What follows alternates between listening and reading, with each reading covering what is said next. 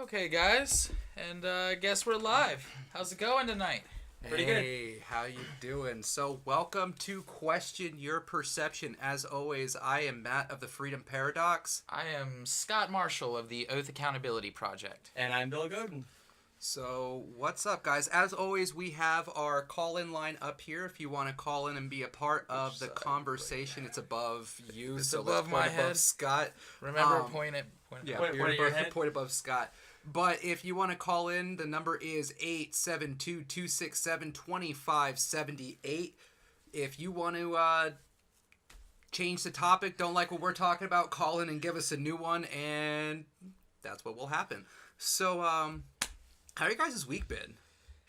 I have had a lot of Facebook hate come my way. Yeah. Well, why is that, Scott? Yeah, apparently, I said something that was inappropriate, although I was just asking a question. Somebody said something. It was a post about National Out Day, and somebody had said something along the lines of, "I'm happy for National Out Day. I'm flaming," and I was like.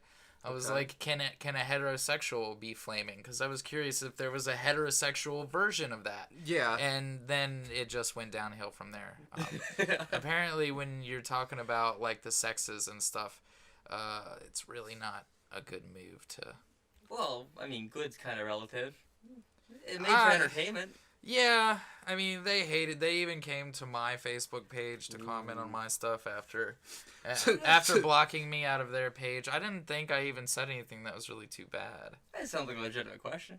Yeah. I mean, that it is. It's a legitimate question. If they started throwing all this stuff at me, like, you're a straight white male, blah, blah, blah, you don't get to have an opinion, and it's like... Oh, really? Wow. Like being human doesn't count, I guess. You're too straight and white to have your brain work and have an opinion on What did this. we tell you about that, Scott?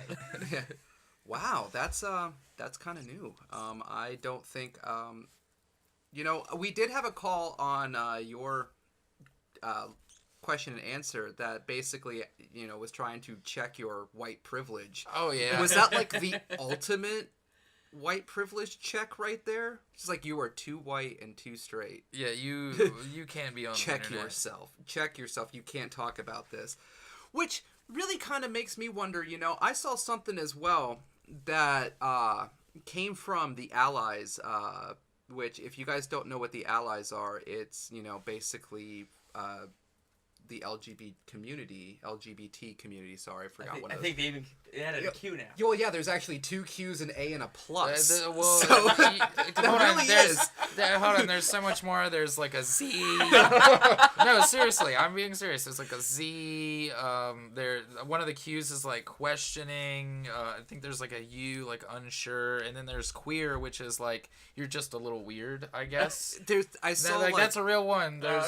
I saw like intersexual, which I have no idea what the hell that is, but and if there's somebody out there that does, please call in line because we've got questions for you. Yeah, we could really use an education on this, and we're not gonna badger you. Well, I'm not gonna badger you. Yeah, no, I'm not gonna make fun of you. And I'm all about equality. I really want to know somebody's perspective. I want to know how you guys perceive the world because I'm always questioning my perception. Ooh, yeah, nice plug. That was a plug. Yeah. But I'm serious. I want to know, I want to know about, about how it works, like, I do too, kind of. Yeah.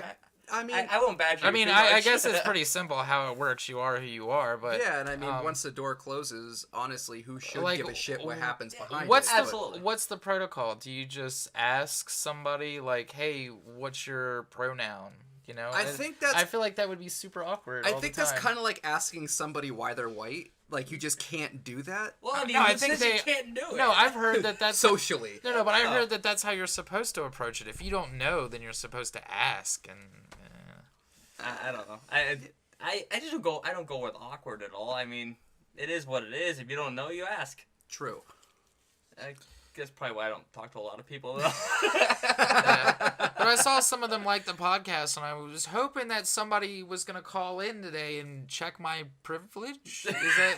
How do you check a privilege? I don't know. Apparently, Doctor exam? but apparently I'm supposed to acknowledge my privilege, or I'm supposed to acknowledge my privilege. You better get to doing that then.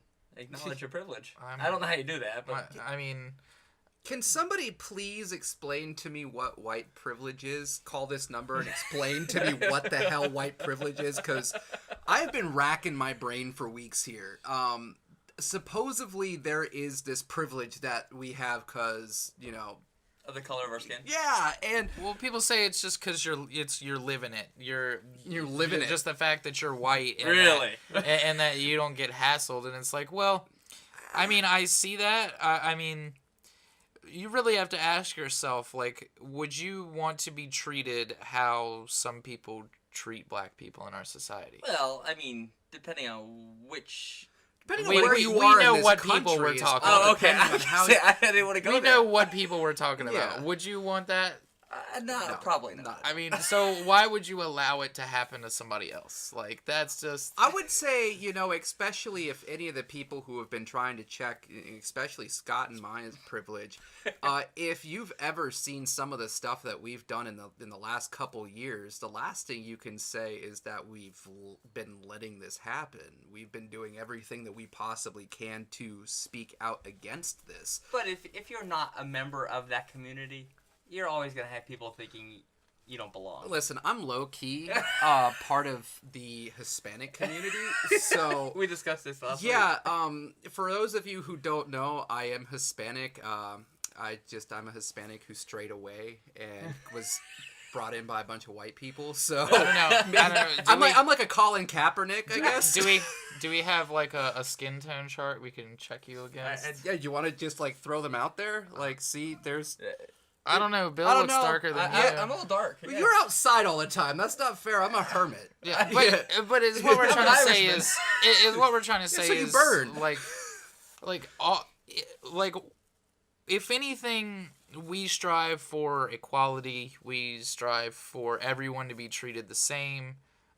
Whether that could be good or well, bad. that's what I was gonna say. Like, even if it's shitty, you know, everybody gets the same Absolutely. Everybody gets the same shitty go. I mean, especially me with my police accountability. I want everybody to have the same, you know, the same experience in this life. You know, the guy with the fraternal order police license plate goes and runs stop signs and, you know, goes as fast as he wants all day and nothing happens to him. He gets to live a free life. Yeah. He's a police officer. He gets to do whatever the hell he wants, pretty much. Right. For the most And part. the rest of us, you know, peons. There's definitely preferential treatment you're talking Oh, about. God, yes. Absolutely. Yeah. So while I understand that a lot of white people do get preferential treatment, but I don't feel like people should be accosting, you know, somebody and say, you need to check your privilege, when, you know, a lot of us, given the opportunity, would not take advantage of said privilege. Said privilege, right? Yeah. So I just I feel like that's an unfair thing to say. Yeah, and you know, I really say that, like, just the whole concept of white privilege just, to me, sounds superficial.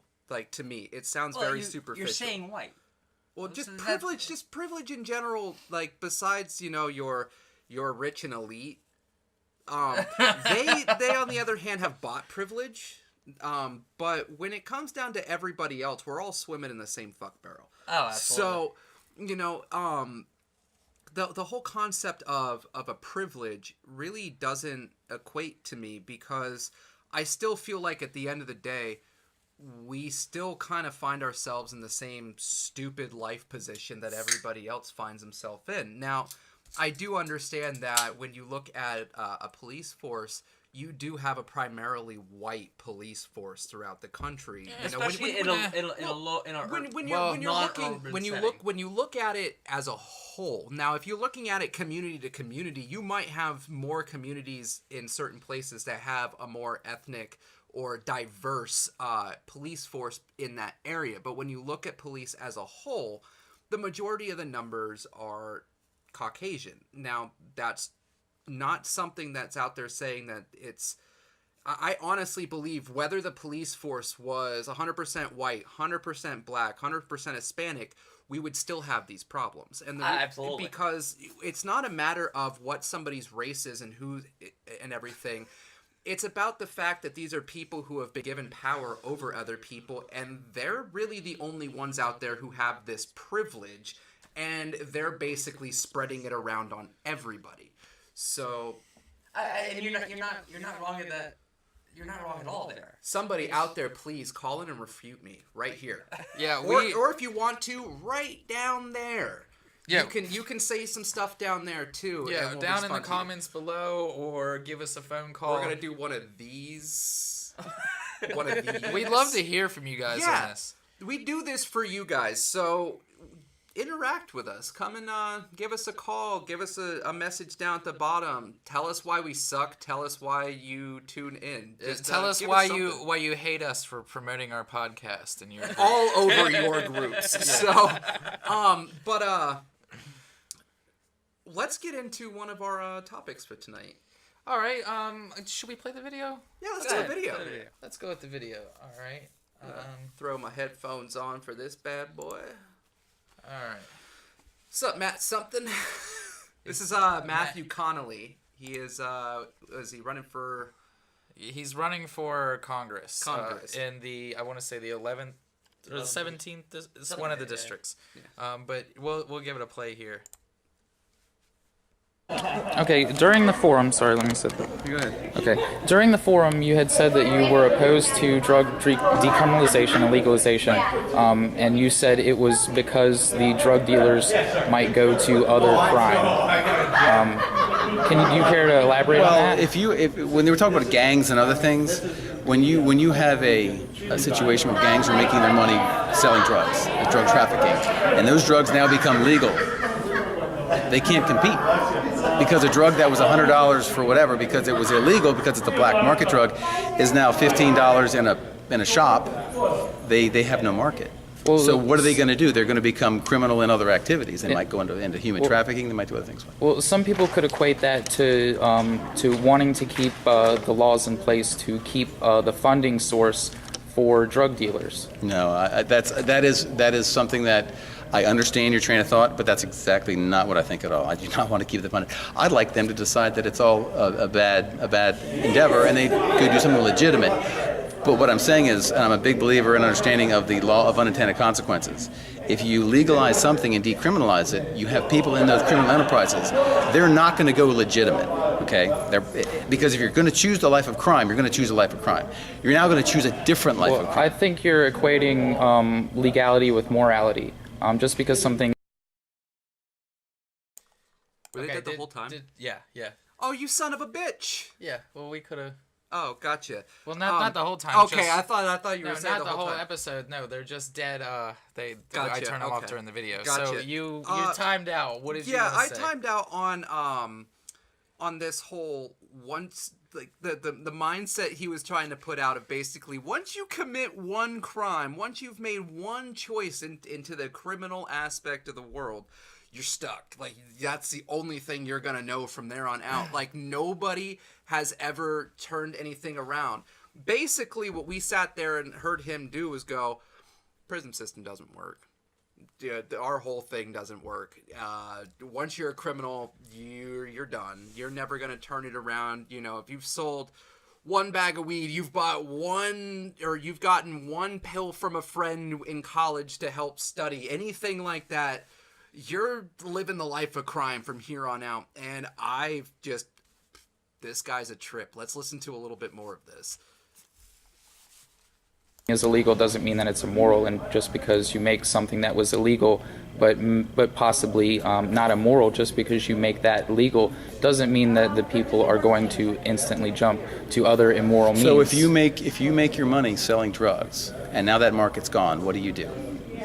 Well, I don't think that you can fairly equate that somebody. No, but I'm not talking about the equation. What would you do? If you're supporting a certain lifestyle with an illegal activity like selling drugs, and now those same drugs can be bought for 1/10 the price at a legal store, You as the drug dealer, what are you going to do? Well, I would think the thought process would be the same for when you became a drug dealer. You would try to find the most lucrative source of income within your community that you can. And I don't think that But if you become a drug dealer, you've obviously not looked at legality as a criteria. But legality is not, it doesn't equate morality. That's what I'm saying. But I'm not arguing that with you. But you're implying that that because drug dealing is immoral in your It's illegal, first of all. Well, because it's illegal in your opinion, that just because we make It's not illegal in my opinion, it's illegal in the law's opinion. Well, just because something is illegal, Right. in your opinion, they would move on to other illegal things that have absolutely nothing to do with drug dealing. I can't see why they would all of a sudden decide to go legitimate. Well, I'm just saying I can't see why they would all of a sudden decide to go from consensual transactions to doing things that may harm people. You don't think drugs harm people? I think that drug dealing is a consensual transaction between two consenting adults. Okay, then we don't have a problem with all the people dying on heroin overdoses that they bought from their heroin dealer? If those people die because they did the drugs, then that's their own fault. It's not the drug dealer's fault. Then that's your opinion. But if everyone could control how their brain responded to everything, and we had all eternal discipline, I'd agree with you, because we'd get to a point and say, "Ooh, I'm crossing a line here," and we'd stop. But that's why addicts overdose, because they still haven't gotten what they're looking for. And I said it in my opening statement. The first time you use heroin, the high you get will never be attained again. Never. And you will chase that forever. And you'll have to do more and more and more until finally the muscle in your diaphragm stops and you stop breathing and I don't you die. disagree with that. Okay. Okay. Sounds like Matt's speaking from experience on heroin. Just throwing that out there. Yeah. And he does make a good point that people die from heroin. I had a friend, an old roommate. Shout out to Aaron.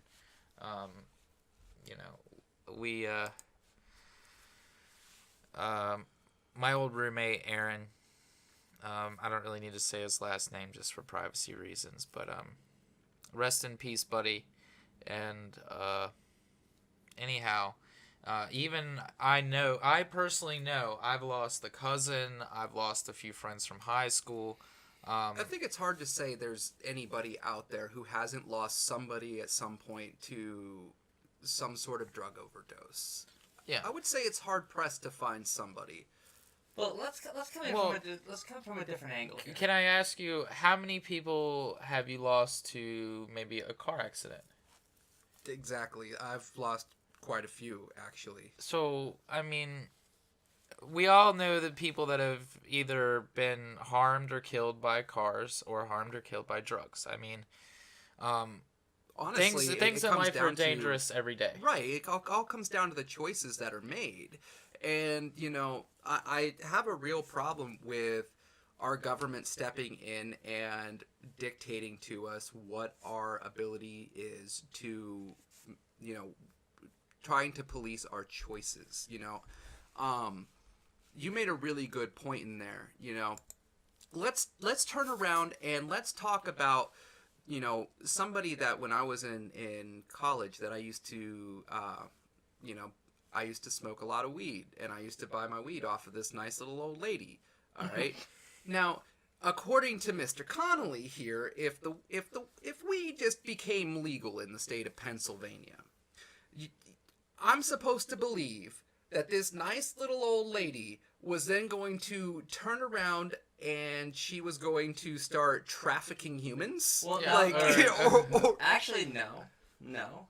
Mr. Connolly said that there's no reason to not believe that she would turn to another crime. What, like trafficking humans? But I mean, I feel like human trafficking but I as feel an like on example. the same side of that coin, you could say there's no reason to believe that No, she would. You're right. You're right with that. But what I'm saying is to have just that idea of, yes, they're going to stop. They're going to stop doing something illegal. Okay, they're going to become totally legitimate. Okay, to make that argument, kind of asinine. Let's be real though. I don't think anybody the way that this argument sits is it sits like a coin, like heads and tails, and you're trying to look at it as a black and white, and there is no black and white to this because nobody, and there is nobody, not you, not any of you out there watching, lives their life not breaking some sort of law. Whether we go 5 miles an hour over the speed limit, and you don't pay your local tax because it's like $1.75 at the end of the year, and you just go, yeah, they're never gonna say anything about it. All the little things, it's still... that's my problem with when people call somebody a criminal. They say you and your it's like everybody's a criminal because everything's illegal. You can't be alive in the United States as an adult and go more than a month without breaking some arbitrary code, some ordinance, just anything, you will. So how do you compartmentalize who is a criminal and who is not? Or some laws, like, traffic laws, if you break those aren't criminal laws. Well, I guess they're not criminal, they're not. But it's still, like, a law is a law, and I see what I see what your point is here with what Connolly's saying. I do, and for the most part, I agree with you. But I say if you're not willing to come a little bit into the gray there, and say some people aren't going to become legitimate. Well, I didn't say that. Saying they're not. I didn't say that, and even in the video, I say that they're not necessarily going to. I do leave it open for interpretation. I am talking to a politician. I can't. Yeah. There's no end. You can't go hardline on one thing unless you're like 100%. He is going hardline. Well, yeah. He's going hardline one way. And I think that's a problem with a lot of people is they might see you attacking that politician and say, okay, no, what you're saying is wrong. It's wrong. But it might be a little wrong, but it's not always all the way wrong. But it's because there's that big gray area where. But see, it's not that I don't like him as a politician. I don't care. It was just I don't really know much about him. It was just he'd said something that was interesting that sounded a little bit off to me, so I approached him. The first part of your interview with him, what you say about the revenue stream, I agree with that 100%. Because what he said sounds realistic to me. Yeah, I mean, but... Phil here says you can discourage self-destructive behaviors without throwing them in prison for it. It only makes matters worse. I'm sorry, I gotta open the whole thing. It only makes matters worse when it can't be supervised, regulated, and kept safe in the light of day. It ensures those substances are consumed in the most dangerous manner possible. He makes a damn good point. Because when you turn around and you make it to where people have to do this in such ways that they have to do it in back alleyways to get it from people who are getting it in such a way that they absolutely need the revenue, the way that it comes in, so there's violence attached to it if something goes down the wrong way, and then this person's sharing a needle with this person and it's spreading disease and whatnot. Personal experience here. My buddy Aaron, I didn't get the whole story, but apparently he overdosed, the people freaked out, dumped him on his lawn, and nobody ever called for help. So they found him on his lawn the next morning, dead.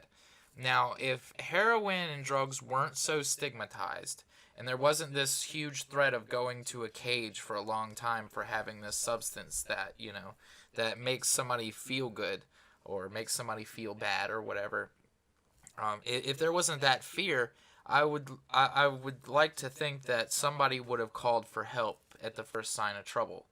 But instead, they probably chose not to, and to try to ride out the bad dose. Now, in eventuality that this might come up, I did a little bit of research on heroin. I'm a goody two-shoes, we all know that. I don't know much about drugs. Okay, now, from previous conversations, you guys have told me about the pluses behind marijuana. Cocaine was actually legally used for many, many, many years. Okay, so I looked up heroin. I can't find a single source where heroin was a good thing. I mean, besides what they turned it into. Painkillers. Yeah, but here's my thing, okay? And this actually comes off of Joe Rogan, who you love to love to quote all the time. But okay, the human experience itself is just chemical reactions to things that we interact with every single day. You know, our brain is always even this conversation right now, what you say, what I say to you, it's a reaction inside of our brain that lets us perceive the reality of which we are in. So any drug that we have out there is only just a way that either enhances or amplifies our perception of reality. Plug. So anyways, any drug that we do, I don't see a reason why we shouldn't have it in a way to where it can be regulated, it can be supervised, because all it is just taking the human experience and experiencing it in a different way. And when you take something like heroin, where yes, you are looking and you're saying, okay, no, I can't find any sort of way that this was ever a good thing. You know, a lot of these overdoses that happen because you have a product, and then this product is cut with this, and then it is stored like this, and then it is done like this, and then by the time it actually gets into the system, it's not the drug that people are expecting it to be. They don't know its purity. They don't know its content. So when they go and they shoot it, it is like rolling the damn dice of what's going in their system, and that's normally what ends up taking a life. But if you have the ability to have it regulated, like the way that we have coffee shops, or the head shops with out in Colorado and everything, if you have it regulated as such to where there is oversight of what the mixture is to what's actually going in the syringe or up your nose or whatnot.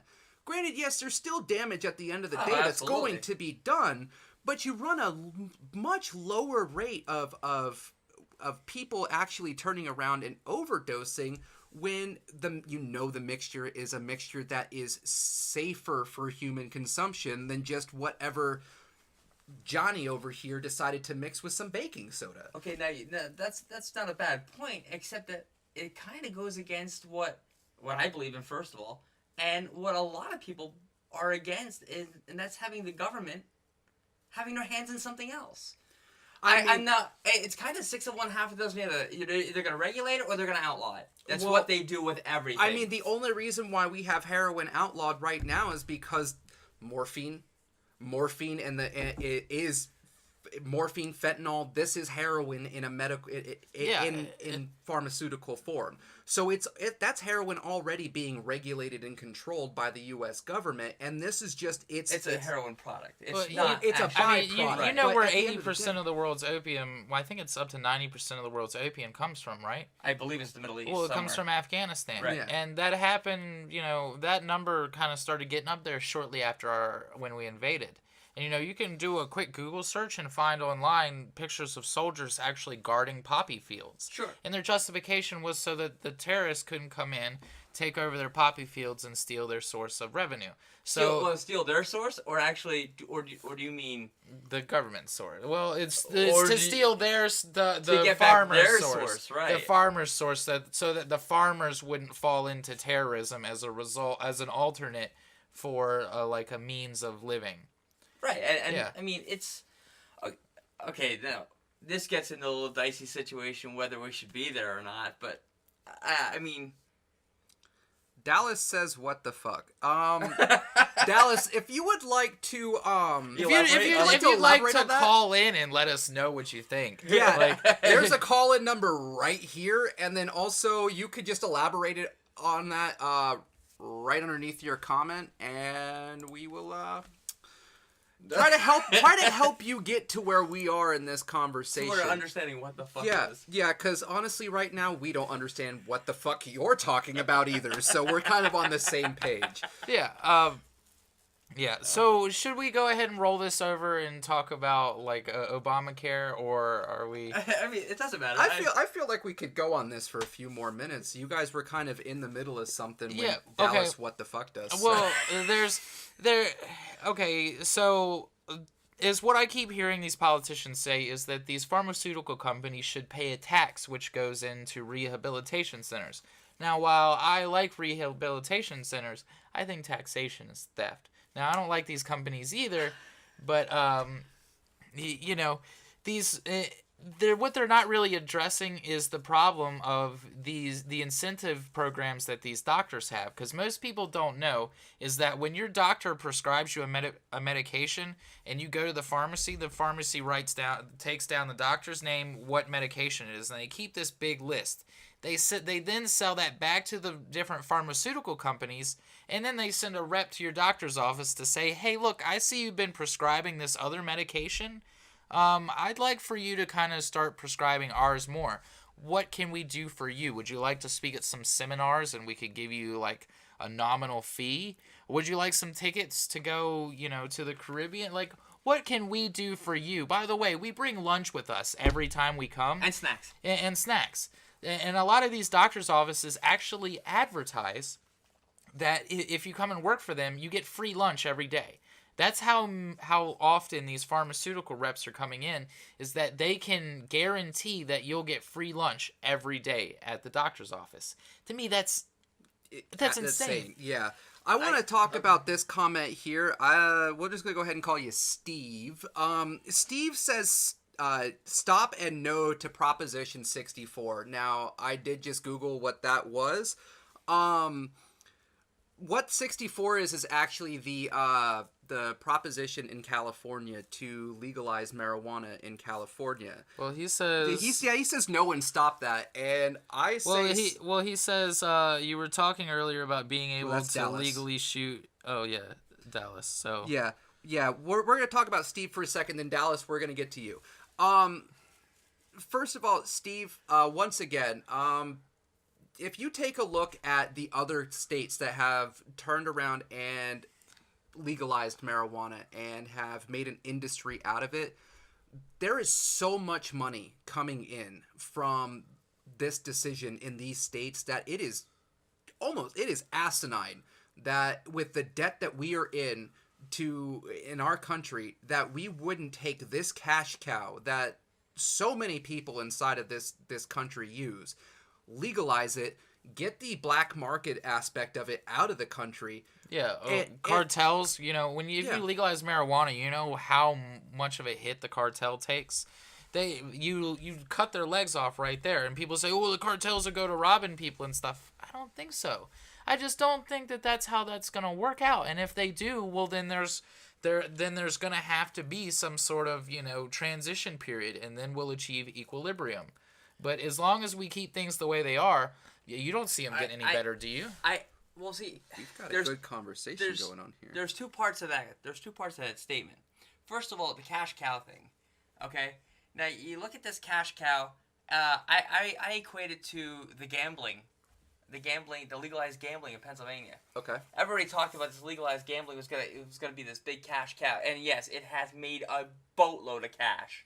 Okay, but it was promised here, promised there, promised here, promised there, and you know what? Nothing, zero. No property tax relief. Really? Well, you're talking about an industry there that, let's take the gambling in Pennsylvania, where right now we have, I want to say it's 16 casinos in Pennsylvania. Effect, yes. So you have 16 spots where people can go and they can gamble with their money. Okay. That's not going to do a whole lot in a state that has as many people as we have in it. But if you take a look at how many people inside the state of Pennsylvania alone use marijuana and how much money that would actually turn around and make, you can sit here and say you don't think that it would happen, but if you look at every single spot that has legalized marijuana, you're talking millions and at some point billions of dollars that are coming back into the local economy. I'm talking millions of dollars in gambling revenue. Okay, let's stick with the millions. And it's just what we were promised isn't happening. Anytime you put the government in charge of anything, it doesn't happen. Except for the legalization of marijuana in not California, but what is it? It's Washington. It's Colorado. Washington D.C. California's about to be recreational, I think. There's a couple other states that are voting on that now. You have D.C. I want to say none of the southern states, because those are very red. Well, they're very religious. Well, yeah, red and very religious. But what you're talking about is But when basically, you I'm look at segueing from like marijuana Right, to any of those but- other drugs that you want to try to right, regulate. but when you turn around and you're talking about something like gambling as opposed to something which is something that people do recreationally, but at the same time not consistently, you can look at it and go, okay, there are people who are consistently doing it, but Yes. when you look at it as how many people per hour can fit inside of 16 casinos and how much money can be spent there, as opposed to how many people per minute are buying drugs inside of this state alone. If you turn around and you take those two economies and you stack them side by side, you're looking at what would be somebody's allowance to a fucking year's paycheck. Like that's the difference between these okay, two but what I'm economies. saying So when is you you- have a taxation on top, which yes, taxation is theft. I And we'll fucking totally agree with that. We'll shit. agree. We'll get to that shortly. But when you turn around and you have a taxation on top of something that is being used by, okay, let's take a look at how many people fucking gamble. Let's just look at inside this room. Raise your hand if you've been into a casino and gambled in the last year. Okay, now if you were to turn around and be in a room of 15 people, you would probably have around the same thing right there. You would probably have 1 out of every 3 that would say, yeah, you know what, I went gambling this year. I can sit here and tell you I haven't been in a casino since, since 2009.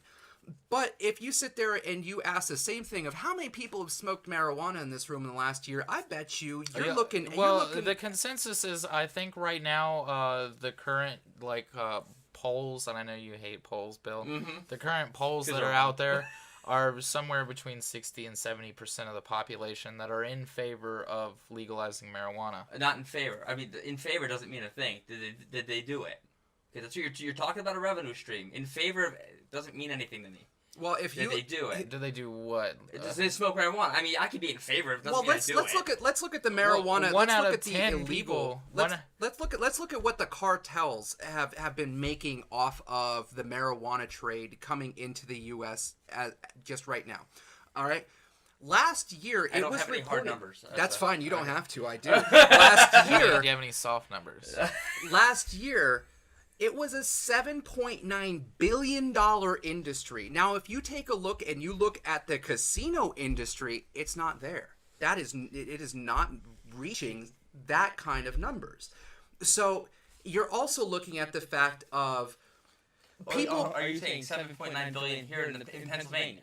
I'm saying countrywide. Nationwide. You don't Nationwide, think- out of Mexico. Okay, and you don't think gambling hits that numbers? I can honestly sit here and say I don't, because I would be willing to bet it's close. somebody prove one of us fucking wrong, okay? Call in, confess your drug your drug use or your drug abstinence. Yes.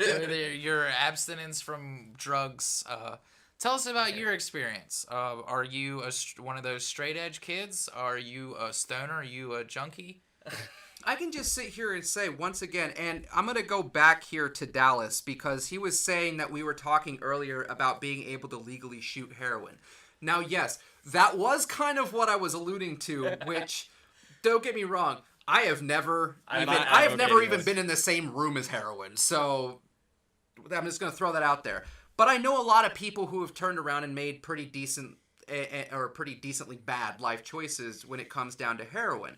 Now, once again, you can turn around and you can take this and everything done in an improper way, done without safety measures, can lead to death. I mean, sitting right here, if we didn't properly have the structure above us, if it wasn't properly braced, if everything, it could fall, kill us, that kind of thing. We're outside. Oh so- yeah, I'm sorry. There's a plane. The plane that's flying above us. If they, Well, hold on. if somebody shoots a rocket and Or if hits we see it. two big buildings. Oh I'm yeah, out of here. thank fucking God we're not sitting in 2 large buildings, or otherwise Bush would have a problem. Because that asshole totally did 9/11.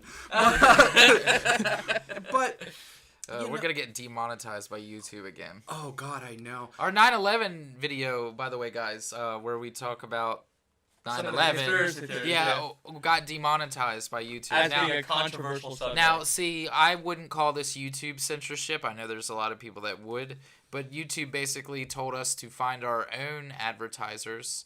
Did our video freeze? Our video might have frozen, but if we have audio, YouTube basically said, we're going to keep hosting your stuff for free, but get your own advertisers. Yeah, I'm not quite sure what's going on here. We should be all right, though. Yeah, it's looking like it's still going. Yeah, we're so We'll just still going. ignore it. I mean, we're not getting any bad event logs here, so. I'm just gonna do this just to make sure that we're still rocking. But Yeah, it looks like we're moving. good. Looks So like we're lost feed at moment you blame Bush for 9/11. Of course, somebody was out there, right there. But it looks like we're back. Thanks Steve for letting us know that that's when it happened. So apparently we're not allowed to mention 9/11 Or Bush. Here we go Yeah, again. but our look at it frozen. Yeah. Our 9/11 video got demonetized. If you guys didn't hear that before, it got demonetized. And I wouldn't call that censorship. I just say that's just YouTube saying find your own advertisers. We're gonna continue to host your content for free, like we've been doing. But they're a business and they have to make money too. Oh, absolutely. Right. So and I actually totally agree with it. If they see it might be controversial, do what you have to do. It's their business. Yeah, not like we even make any. Right. Like not even I want to say maybe 10 cents so far. We've Colton Brooks, call this damn number and Yes. explain to us who the hell did 9/11. I need you. I need you to tell us, because you're right. There were more powerful people at play, but you can't sit here and tell me that Bush didn't have shit to do with 9/11. We've all kind of seen everything and the evidence that kind of points towards that man knew quite a bit, along with Mr. Cheney. But Just trying to see if we could pause that video so that we could make sure that we weren't snagging any bandwidth, but oh well. If we are having, issues, call us and let us know that you can't hear us or understand us or see us, because, And the number's right there. yeah, right here. Right here. 872-267-2578. Right above the little pyramid. Yep. Yeah. Yep. Or right above my head. If anybody's wondering, this is not a Make America Great Again hat. This is a Make Donald Trump Again hat, as seen on Last Week Tonight, John Oliver. Want to remind everybody that, just because I don't like one candidate doesn't mean that... You like the other one? Well, yeah, because there can be more than one idiot per election. So true. Oh, looks like we're getting a call. Hello, you're live. Hey guys, Hey, what's up? Who we talking to here? this is Phil Taborik. Hey, how you doing? Good, how are you? Good. So, how can we help you? What are you calling about? Well, you guys are talking about a lot of prohibition issues, Yes. and I just wanted to chime in and say that I really wish people would steer away from trying to sell legalization as a means to generate income or revenue for the state.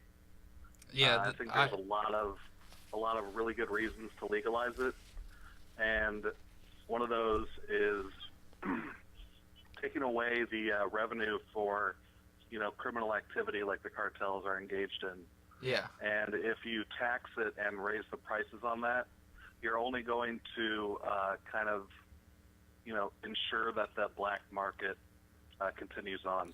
Well, I mean, regardless of it, and I do agree with you, if you decriminalize it and you get rid of all the negative stigma that comes from the policing aspect and just the revenue generation that makes alone, I think that if you take just the ramifications that comes off of getting caught and have it to where if you're still caught buying it via black market, then that's when it still exists, you'll see a lot of what you're talking about kind of start to go away. Because yes, no matter what, you know, you can sit there and say it's a bad sell point, but at the end of the day, if you look at the states and the places that did legalize it, it is making quite a bit of money for those states. Yeah, I don't think that we need to offer the state any sort of incentive to do what the people want to do, and that's exactly what you're doing. You're offering the politicians and the people that oppose it some sort of like incentive when we should start the argument where it really should start. Like, who the fuck cares?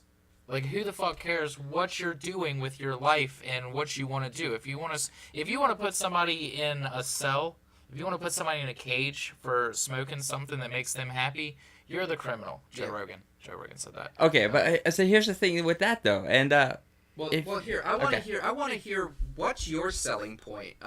Like, if you were right now, let's say you're standing in front of Congress and the marijuana smokers of the country have chosen you as the person to go and speak to Congress and sell them on the legalization of marijuana across the state, what would be your argument? You're talking to me? Yep. Yeah, I would start with taking a look at the effects that the prohibition of alcohol had on violent crime, Okay. and then ask them to take a look at where we're at now. I think we need to take a look at these neighborhoods that are bearing the brunt of these, immoral policies and the devastation they're creating. I would ask them to look at our incarceration rates and how those compare to the rest of the world, and the criminal activity that it generates south of the border and along our border. Well, that's something that's a good place to start. Well, that's something But that then you and would I also both follow know. up You and I both know that that's something that there's no way that somebody hasn't stepped in front of them before and made this point time and time again. Because, I mean, obviously somebody made this point very well known, and that's why we have some of these states turning around and having the recreational marijuana. So, as much as I 100% agree with what you're saying, there's obviously still states and representatives out there that just don't see the point of what you're saying. So if... Well, my question, okay, I just kind of want to derail this just a little bit because I think that we're wasting time when we try to compartmentalize marijuana use into recreational or medical.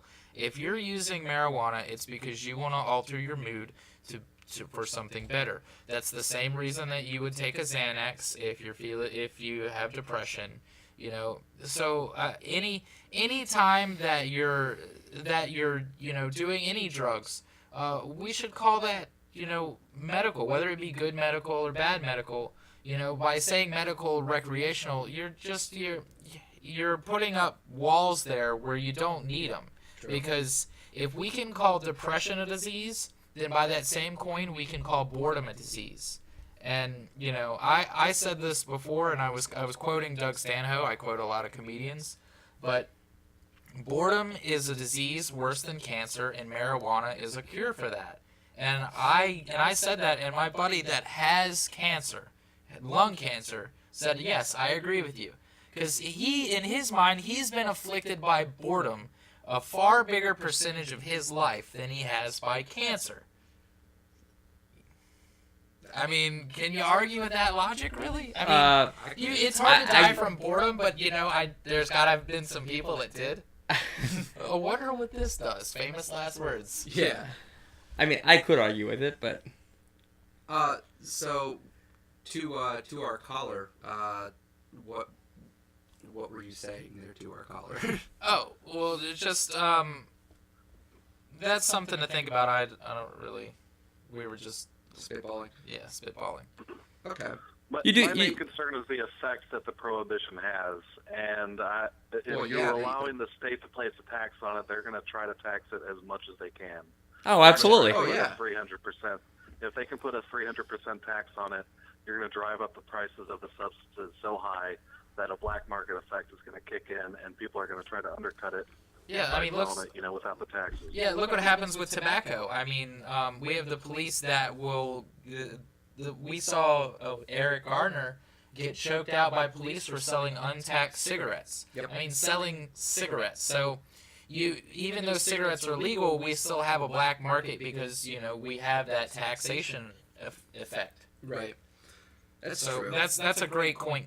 Great point, caller. Yeah, I definitely do. I have to agree with you there because and that's kind of why earlier we were saying that the whole legalization of drugs just in general just seems like a much better effect or just a much better idea because the prohibition all the way around has spawned this war on drugs. And if anything, I think everybody can agree that the war on drugs has been the most detrimental thing to this Detrimental thing to this I'm sorry, I got a fat tongue. Anyways, it's been one of the worst things that our country has had to endure. And I mean, that was kind of the point I was trying to make earlier, that it would probably be for the best if we just open that up. And granted, I know what you're saying about the regulations and everything, but at the end of the day, I think that would be for the best. Okay, caller, final thoughts. Final thoughts is, above and beyond the violence that it creates, when you give people criminal records, they have a hard time seeking better employment opportunities. And getting leases for apartments and all kinds of stuff. Getting loans. I mean, it affects just about everything. Yeah, it has a severe detrimental effect on not only that person, but also their children as well. So you're talking about, effects that it could potentially last for generations, all because you want to tell somebody what they can do with their own body. Yep. And if you're going to go down that path, why not regulate cheeseburgers and soda and everything else? They do that in New York. They definitely do. You know, That's why we don't have the supersize anymore. Yeah. Okay, the well, answer is to trust in freedom, and that the more liberty you have, the better society is going to be for it. yeah. And that's all, folks. It was good talking to you, and you have a great night. Okay, yeah, thanks, caller. Okay, now I'll go with the final thought. My final thought is... Shit, I lost it. Go ahead, Bill. There's two sides to every coin. I can come up with a negative argument for just about everything. When you're so rooted in one point of view, okay, and you see the positive, anybody who is not of the same like-minded thought, if you will, they're gonna look. You're gonna inherently think that they're wrong. You're talking about confirmation bias. Yeah. And I'd say everybody has a little bit of... And I will say that I can come up with a negative argument for every single thing you guys talked about today. I don't necessarily think I'm always right, but the arguments can definitely be made. Mm-hmm. So remember that when somebody makes a point, listen to them, hear them out. You don't necessarily have to agree with them. I wouldn't tell you to do that, but intelligently discuss the other point of view, and I think that's going to open up a lot of things. It really is. Okay, I remembered my final thought. Okay. How you interact with this world, how your consciousness is able to perceive reality, how you interpret reality is through your consciousness. Okay, that is your entire interaction with with everything around you is through your consciousness. If you don't control your consciousness, how can you ever call yourself free? Amen. If you can't control the very way that you perceive, where I perceive this conversation or I perceive out, if you can't have control over that, how can you be free? Very true. And I would say that my final topic or my final thought is something that we never really got into tonight, which is Obamacare? Obamacare is kind of really shitty, and ladies and gentlemen, taxation is theft. Yeah, so I think we're going to talk about Obamacare next week. Yeah, and we'll also jump into taxation is theft. Yeah, because I do have a problem with that. So, all right, I'm Scott Marshall. I'm Bill Godin. And I'm Matthew Taylor. Everybody make sure to tune in next week right here at 8 p.m. for the next episode of Question Your Perception. Everybody have yourselves a good weekend, or a good week, and make sure that if you need to record anything and go to put it on YouTube, if you're not recording like this, you're an asshole. Yep. Good night, And I guys. won't watch your video. Good night.